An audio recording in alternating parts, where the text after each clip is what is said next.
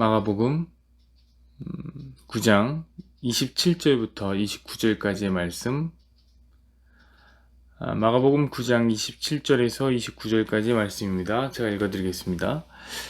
예수께서 그 손을 잡아 일으키시니 이에 일어서니라. 집에 들어가시며 제자들이 조용히 묻자오되 우리는 어찌하여 능히 그 귀신을 쫓아내지 못하였나이까. 이르시되 기도 외에 다른 것으로는 이런 종류가 나갈 수 없느니라 하시니라. 아멘. 오늘 기나긴 장마를 맞이하여 두 번째 시간입니다. 이 말씀 중심으로 넘치는 능력이라는 제목으로 함께 말씀을 나누기를 원합니다. 여러분, 기독교는 능력의 종교입니다. 능력의 종교. 고린도전서에는 이런 말씀이 있습니다. 고린도전서 4장 20절인데 하나님의 나라는 말에 있지 아니하고 오직 능력에 있음이라. 아멘. 이 말은 뭐냐면 기독교는 말만 하는 그런 사변적인 종교가 아니라는 겁니다. 우리가 믿는 하나님은 말만 열심히 하시다가 무슨 일이 있으면 뒤로 내빼시면서 힘든 일은 네가 해라, 이렇게 말씀하시는 분이 아닙니다. 하나님은 지금도 구속의 모든 역사를 스스로 만들어가고 계십니다. 그분의 능력은 세상을 변화시키고 상황을 변화시키고 문제를 변화시키고 우리 성도를 변화시키는 능력입니다. 그래서 성경에는 하나님의 능력으로 펼치신 기적들이 계속해서 나옵니다.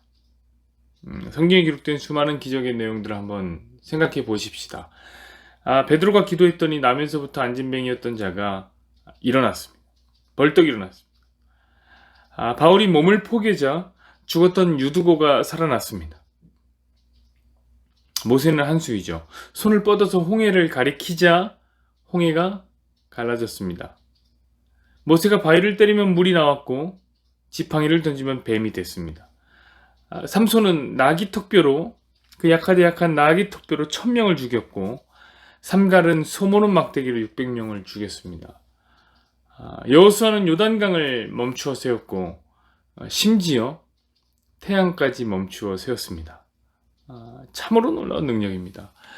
그래서 감히 믿을 수가 없는, 믿기가 어려운 능력인 것 같습니다. 그러니 때로는 이 세상 사람들이 기독교인들을 무시하고 조롱하는 것이 저는 이해가 됩니다. 만약 우리가 성경을 믿지 않는 사람들이었다면, 우리 세상 사람들처럼 성경 안 믿었으면 이 성경의 이야기가 얼마나 허무맹랑한 이야기입니까? 하지만 실제로 수많은 하나님의 백성들이 이 능력을 맛보았고 오늘에 이르기까지 그 능력을 경험한 사람이 부지기수로 많고 저 또한 그랬고, 그래서 많은 사람들이 아직도 그 능력을 사모하고 있는 것 아닙니까? 그 능력이 좋은 것을 알아서 목회자들의 그 명함을 보면 거기에 능력의 종이라는 수식어가 붙어 있는 것이고, 그런 목회자들을 따르는 또 성도들은 얼마나 솔찬이 많습니까? 제가 어렸을 때 기도원에 가보면 가끔 갔었는데 그때 사역자들을 많이 만났습니다. 제가 또 사역을 할 거라 보니까 제가 오지랖 넓게 또 사역자들을 만나면서 이야기도 많이 했습니다. 그 사역자들은 대부분 기도원에 온 이유가 뭐냐면 무엇인가 능력을 받기 위해서 기도원을 찾았습니다. 어떤 분은 치유의 능력을 받고 싶다고 했고, 어떤 분은 귀신 쫓는 능력이 필요했고, 어떤 분은 예언의 능력이 필요했고, 어떤 분은 또 통변의 능력 등 이 가진 능력을 받기 위해서 기도원에 모였습니다. 참 희한한 것은 근데 그게 뭐냐면 방언의 능력은 다들 이미 받으셨더라고요. 그 방언 때문에 온 사역자는 제가 못 봤습니다. 방언은 좀 쉬운가 봐요. 그러니까 그래서 여러분들에게 좀 묻고 싶어요. 여러분들은 어떤 능력이 있습니까?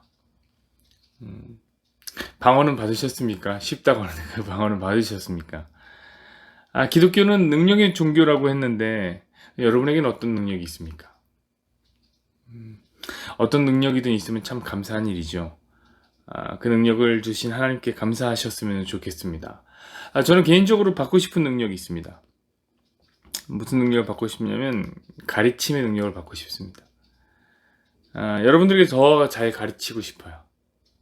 늘 아쉬운 것이 뭐냐면 우리가 갖고 있는 복음이, 교회가 갖고 있는 복음은 참 좋은데요. 저는 이것은 어디 가서도 꿀리지 않는 거라고 생각하거든요. 그런데 앞에 있는 목사가 이렇게 좋은 보석을 가공을 잘 못해서 여러분들에게 잘 먹이지 못하는 것 같아서 늘 미안하고 늘 죄송합니다. 뭐 그래도 계속 가르침의 능력을 위해서 기도하고 있으니까 하나님이 언젠가 또 막 부어주시지 않겠습니까? 기도하고 있습니다. 제가 왜 오늘 계속 이렇게 능력에 대한 이야기를 했을까요? 저는 오늘 본문을 통해서 이 넘치는 능력에 대한 이야기를 하려고 합니다. 여러분, 능력이란 것은 참 좋은 거죠.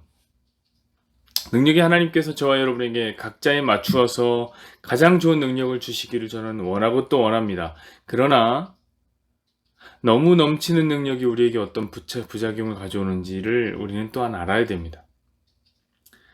오늘 본문의 이야기는 귀신 들린 아들이 나오는데 한 아버지가 이 귀신 들린 아들을 예수님의 제자들에게 데려오면서부터 시작됩니다. 왜 예수님이 아니라 예수님의 제자들에게 데리고 왔을까요? 그 이유는 지금 예수님 부재 중이시거든요. 예수님은 변화산에 계십니다. 변화산에 올라가 계세요. 베드로와 요한과 야고보를 데리고 예수님은 이 변화산에 올라서 무엇을 하고 계시냐면 영광스러운 광채를 제자들에게 보여주고 계셨습니다. 그러니까 그런 것으로 보아서 예수님은 참으로 능력의 하나님이 맞습니다. 베드로와 요한과 야고보는 예수님의 그 능력에 완전히 뿅 갔어요. 그래서 이 변화산에서 살자고 초막 3개 짓고 변화산을 자고 난리가 났습니다.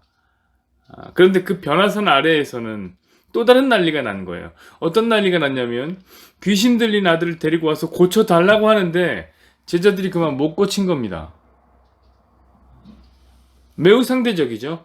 예수님 변화산에서 능력을 뽐내시고 계시는데 제자들은 무능력함을 보여주고 뽐내고 있는 중입니다. 얀스러운 장면. 이 불행한 장면을 지켜보던 한 사람이 예수님께 드린 말씀이 참 뼈아프다고 생각합니다. 18절에 보면 이런 말씀이 나와요.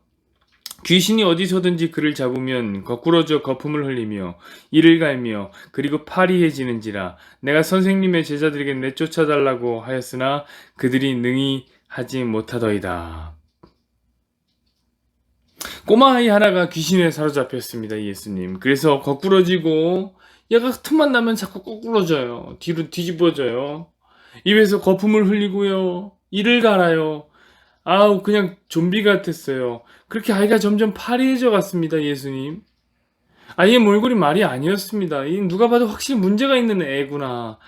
이런 사실을 알 만큼 흉측한 모습을 하고 있었습니다. 근데 당신의 제자들이 그런 아이를 보고, 그런 흉측하게 변해가는 아이를 보고도 아무것도 할 수 있는 게 없더이다. 그렇게 예수님께 말을 한 거죠. 자, 예수님이 어떻게 하셨을까요? 바로 아이를 데려다가 말씀 한마디로 고쳐줘 버렸습니다. 그러니까 진짜 우리 예수님은 능력이 참 대단하신 것 같아요. 그러니 예수 이름을 부르는 자가 복이 있다고 했던 거예요.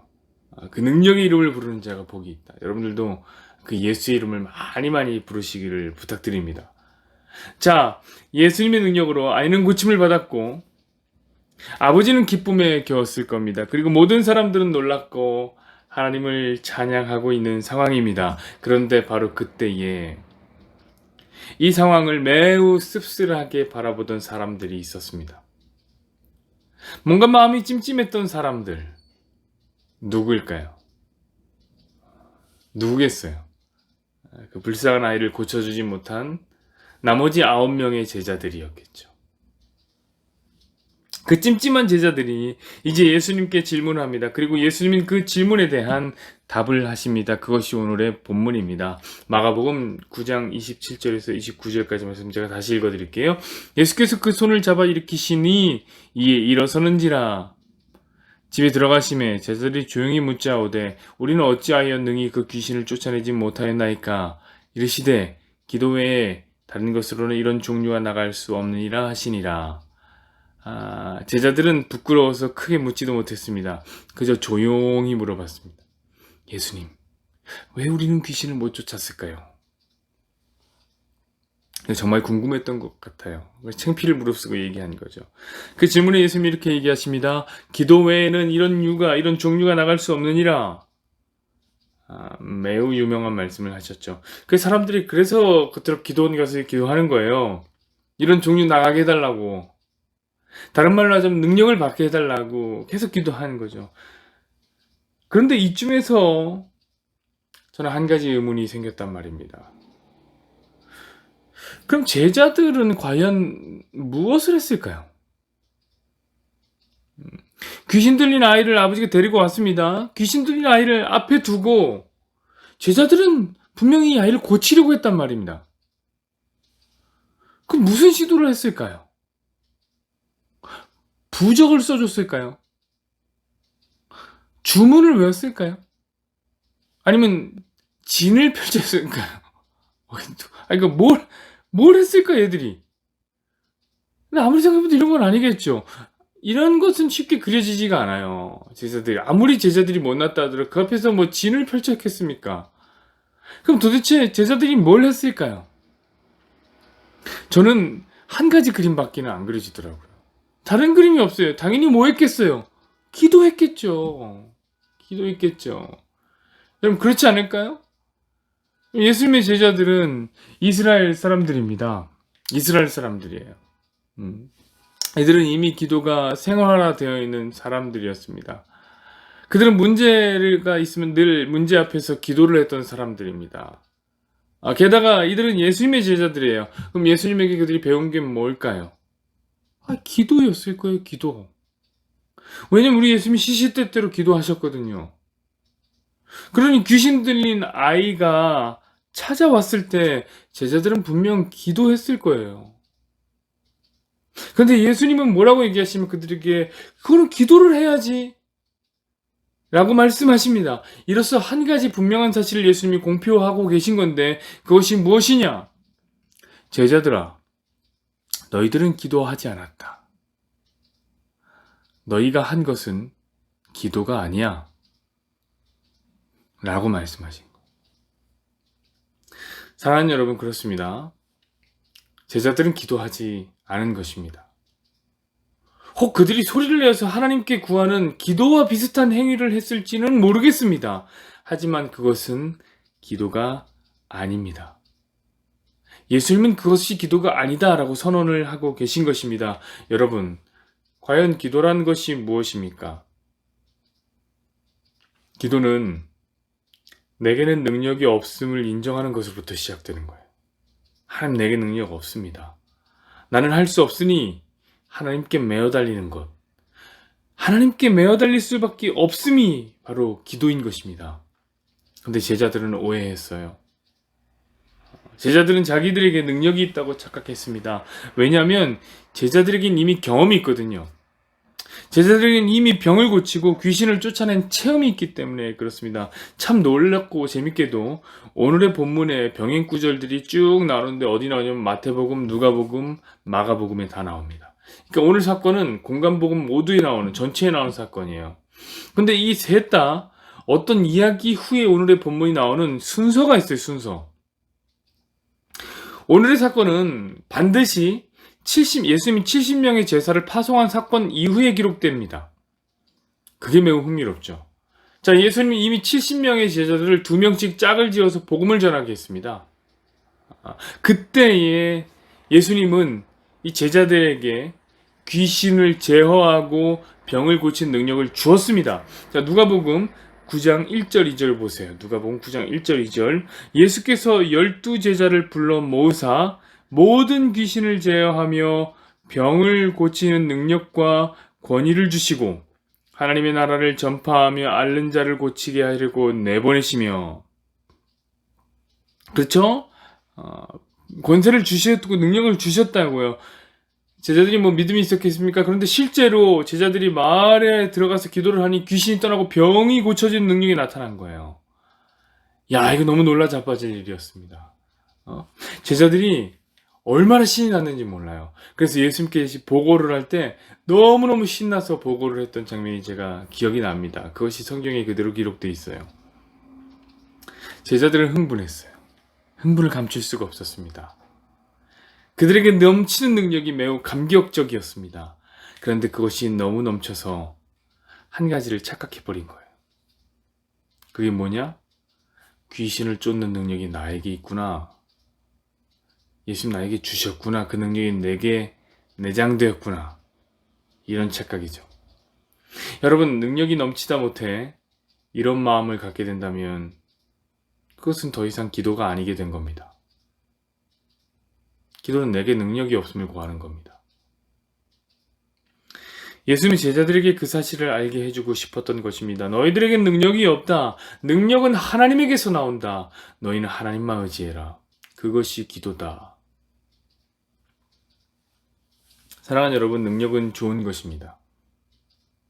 하지만 넘치는 능력 앞에서 결코 착각해서는 안 됩니다. 여러분, 혹시 우리 머릿속에 귀신을 쫓는데 대표적인 목사님이나 사역자가 생각이 나나요? 그러면 땡입니다. 틀린 거예요.